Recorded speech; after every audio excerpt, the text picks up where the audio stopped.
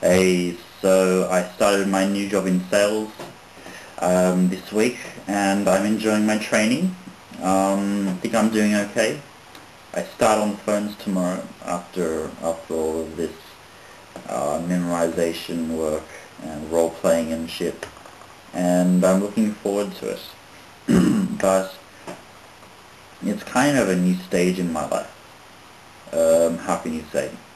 Up until now, I've had this kind of teenage core of things that I don't want to compromise, and I want to do work inside of there, but I don't know, of late I'm kind of aggregating something on the side of that. I've started saving my money, which I never used to do in the past, and I'm starting to take jobs where it's required of you that, like, you're kind of trying to beat the opposition, which is not something which comes naturally to me. I don't like doing that.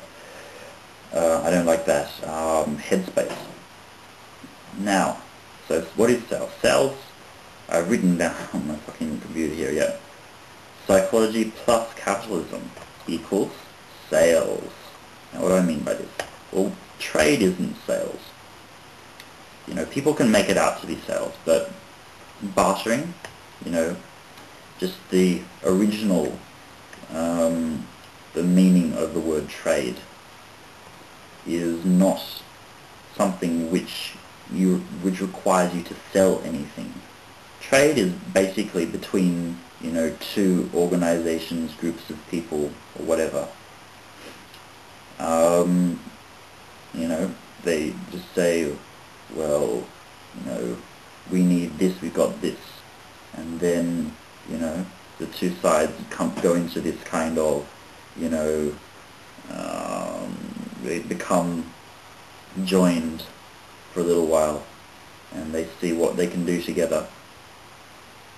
They come up with a decision, and they join, and then go like this, like sending what they want to send, and then receiving what they wanted to receive out of the deal, this kind of thing. And, you know, just this meshing at the very start there. There is no extra thinking involved. There's no saying, alright, well, we've got to get this or else. That kind of thinking. There's none of that. It's just saying, well, we got this, what are we going to do with it? Sales, on the other hand, is saying you have to sell or else. You have to buy or you'll be nothing. And making kind of absolutes like this that you can hold in your hand and say everything, nothing. And yeah, so basically that's what psychology is all about. It's taking like a man's brain, well, not brain, but his mind, and saying, this is you. You know? This is, you know, your reason for existence, or, you know, some kind of transcendental, you know, meaning that no one can understand unless they submit to psychology. And this is the position of the consumer.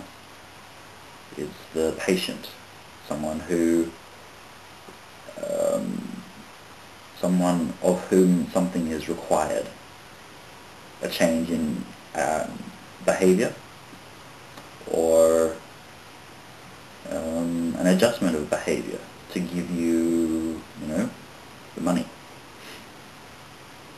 And that second meaning is how it's also capitalism, because the reason that you're trying to change or you're trying to affect a person's psychology is because you're trying to get something out of them.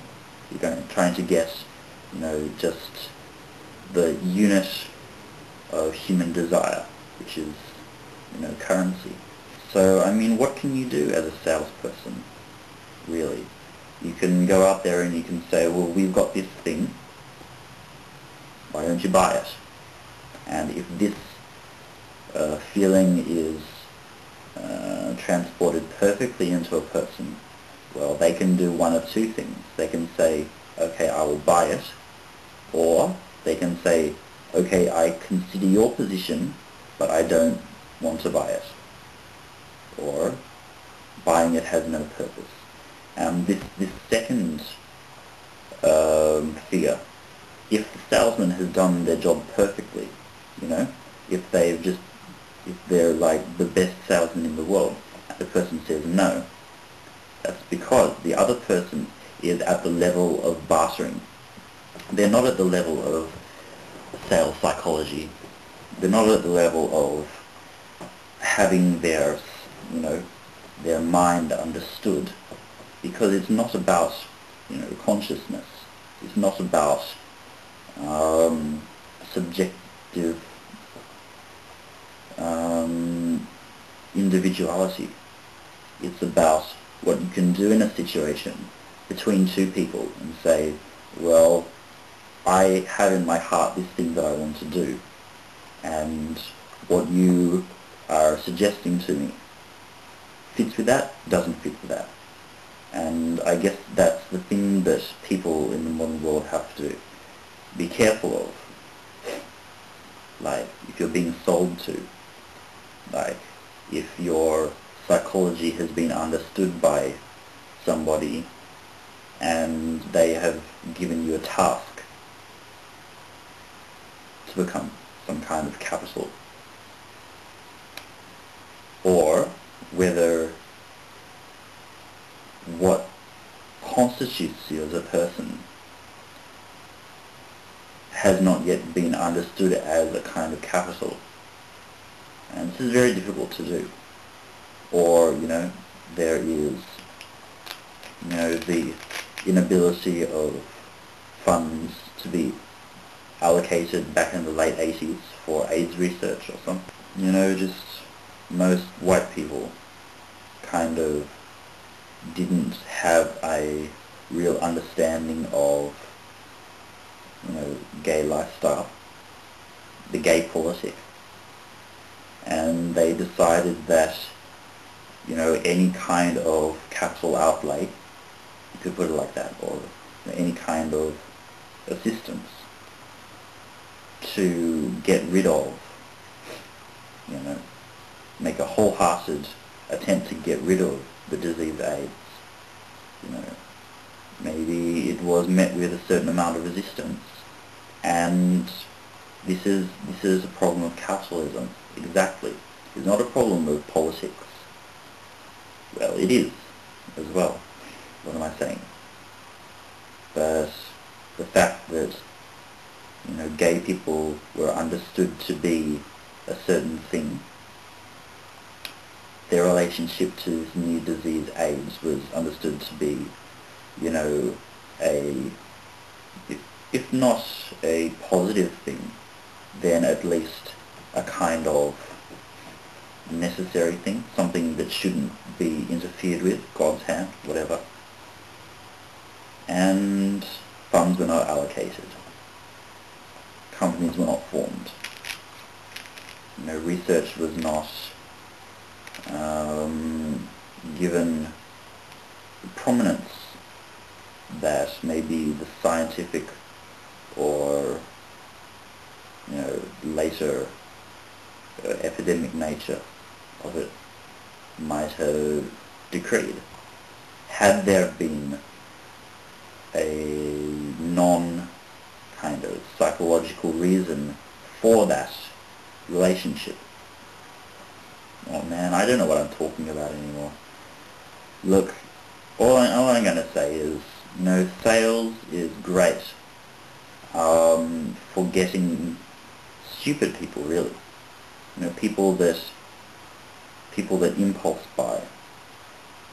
The whole thing about, get them wet, get them hot. Don't let them go off their phone, because they'll just dry back up, or whatever the fuck. If the product is a certain thing, any amount of dressing it up just makes it nicer to look at. And who cares about how nice something looks when it's your money which you're spending, the time that you put into, accumulating, a kind of niche in which there is no other way to live except to accumulate money. And you spend it on something because, you know, you got horny, whatever. I watched Boiler Room, so yeah, don't sell, trade. Okay, I'm out.